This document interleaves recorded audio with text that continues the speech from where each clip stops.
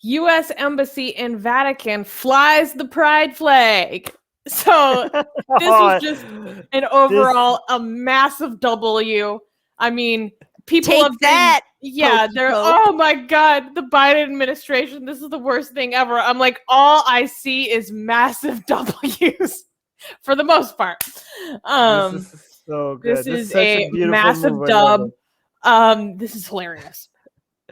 So, in honor of the LGBT plus community during the month of June, the United States Embassy to the Holy See, or what most people understand to be the Vatican, has decided to fly the pride flag, the rainbow pride flag.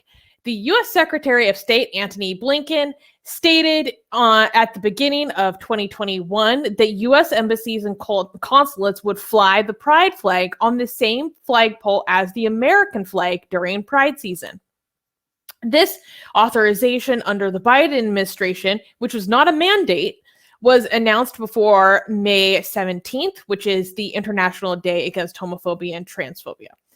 However, officials have asked for U.S. embassies located in specific places to not fly the flag to avoid potential reaction. The Trump administration reportedly prohibited the flag from being flown on flagpoles outside of federal buildings, but allowed the flag to be hung inside.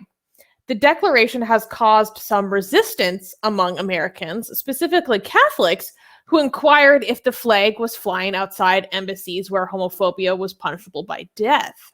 Cry harder, Catholics. Cry harder. Your tears are delicious. Oh my God, this is such a great troll. Amazing. I love it. Go on. Good job, USA. Yeah, I just love this idea that there's this, like, right in the Holy See. I don't know the exact geography of it, so this is just my imagination. That there is, some just asshole bishop has to look outside his window and see this pride flag just in his face for a month. It's like the Rainbow House right across from the Westboro Baptists or something. Yeah. Yeah, just like, and he just has to stare at it. And then, I love this report by Snopes. Snopes is like, was the pride flag flung at the U.S. Embassy in the Vatican? True. Okay, wait. So is the U.S. embassies doing this in Islamic countries? That is not my understanding, which was what I wanted to get into next, because it reminded me of this meme posted by ex-Muslims of North America, where they have you see a bunch of pride flags. Well, it's actually the icons of various businesses, like major corporations. And so you see their global account, verified account, has rainbow icons all the way down on the left. But then if you see the verified accounts for their Middle East subsidiaries, they are the standard non-pride, non-rainbow logos for the Middle East region. And so XMNA is saying the whole point of having #pride is to empower, not cower. Wow, that's a very good line. Some of these it's actually worse than its image, even, because some of these organizations had their logos switched to LGBT everywhere except Middle East. You know what I mean? Like, especially that last one. What is that thing? What is that? Bethesda. Isn't that a video game company? Okay. Well, it's also a medical place and a state. Yeah. It doesn't. You guys get enough point. Like, they, for example, had, like, I don't know, every single country they turned it, like every single region they turned it into LGBT except the Middle East. Like, guys, like, so what's the point of Pride where you guys come in and celebrate it after everybody has done the hard work of fighting against taboos, and you guys are such pathetic organizations that the places where you are needed the most to make a statement, you cower in. Like, you are, like, this should be constantly used as a way to embarrass them. And again, I also want to know, is the United States going to fly? This is the perfect time for United States to fly the gay pride flag in Saudi Arabia's embassy. I want to see United States embassy in Saudi Arabia to fly the gay pride parade. And if not, why not? Especially now that they flew it in Vatican, right? Because they're making a statement like, oh, we're not, oh, you're offended by this Vatican? That doesn't matter. We're going to still fly it. Okay. Well, let's be consistent then. Why not Saudi Arabia? Why not Saudi Arabia? It would be the first time if United States embassy flies the gay flag in Riyadh in Saudi Arabia, would it not be the first time the gay flag was risen somewhere in Saudi Arabia? That would be such a badass move. No, Biden, nobody would hate you for this except Saudi Arabia. Nobody would dare criticize in the Holy Land. Oh my God, this would be so beautiful. In the land of Islam, the gay flag.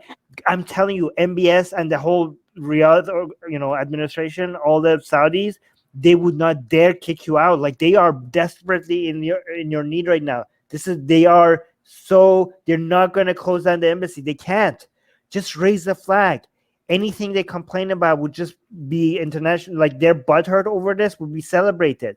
Like, the fact that they're going to complain about it, the world would not take their side. The world would take your side. Biden, that would be the most badass move ever.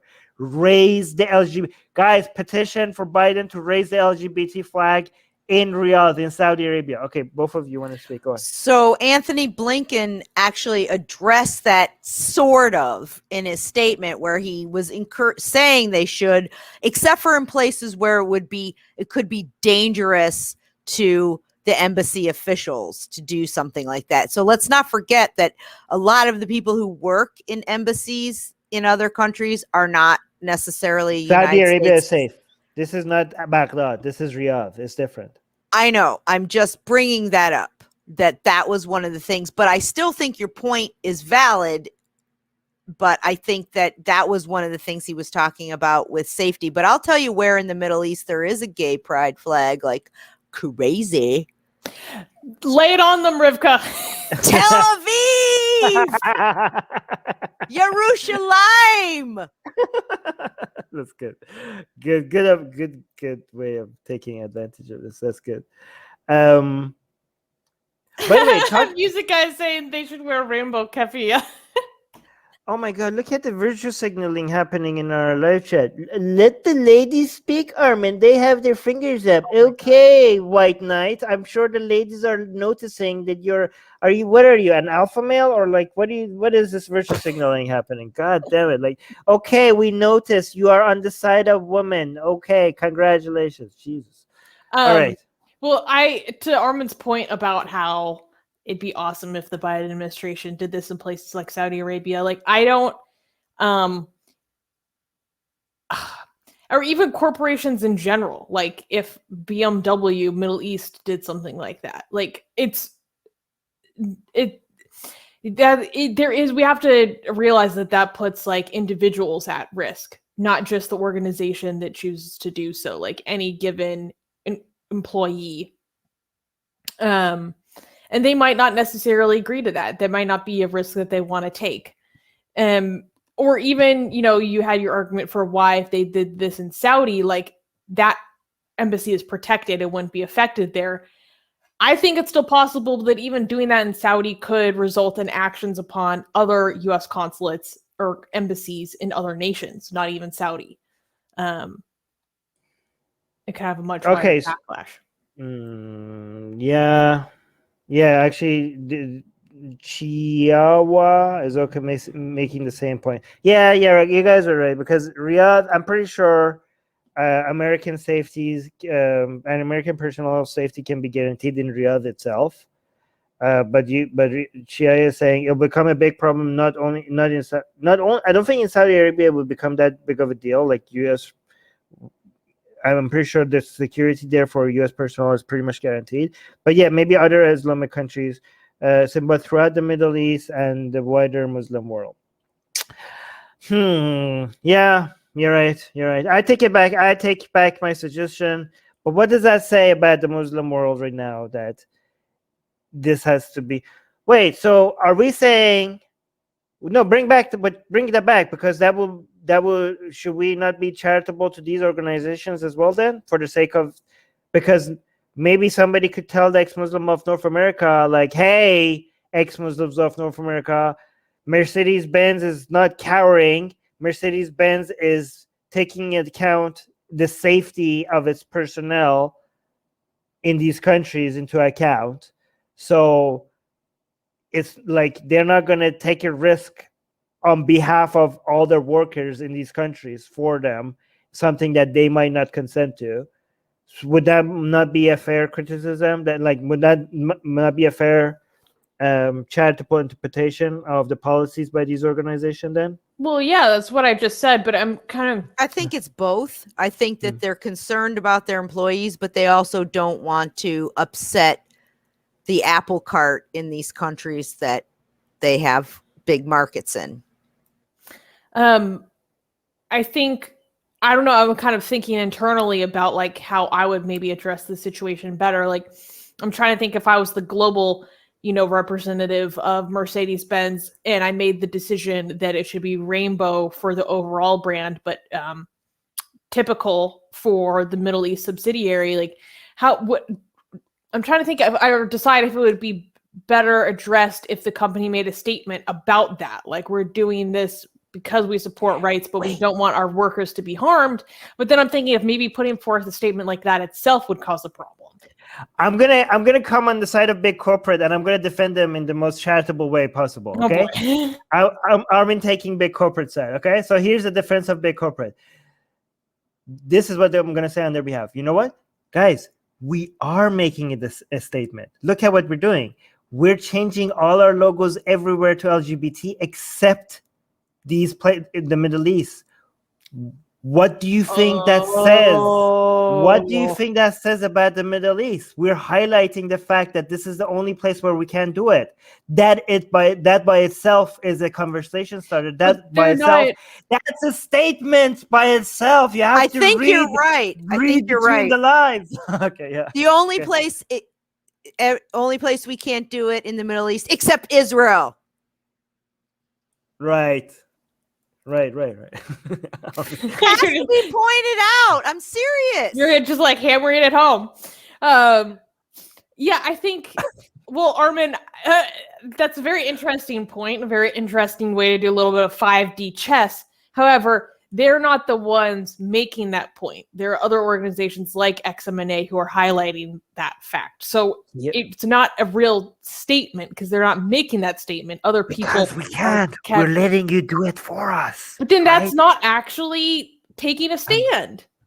I know, because of the safety of our personnel, we can't take a stand ourselves. But you guys take this and you guys highlight it. Thank you so much, ex-Muslim of North America, for showing the difference. I'm just being. I don't think that entered their mind, but it is. Right. It is informative of the fact that it's a statement by omission, because the omission says this isn't safe, or people will get upset, or this isn't accepted in that part of the world. So yeah, I seriously doubt that they're like, well, we won't do it, but some people will highlight it and that'll show why.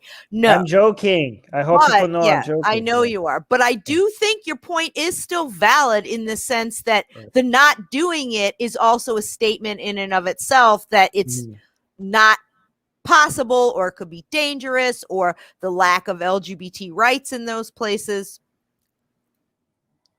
Yeah. Well, we just unpacked this on multiple levels. We did. Hey guys, if you're a fan of Blasphemy and Sexy Callie, like me, then you need to be sure to subscribe to our newsletter. Link in the description below. Because if you subscribe, we will send you a free copy of our Blasphemous Art ebook. And let me tell you, it is the tastiest blasphemy that you can find anywhere available today. And we are so generous with our blasphemy that we continue to send you more blasphemy every week. So make sure to subscribe. Link in the description below.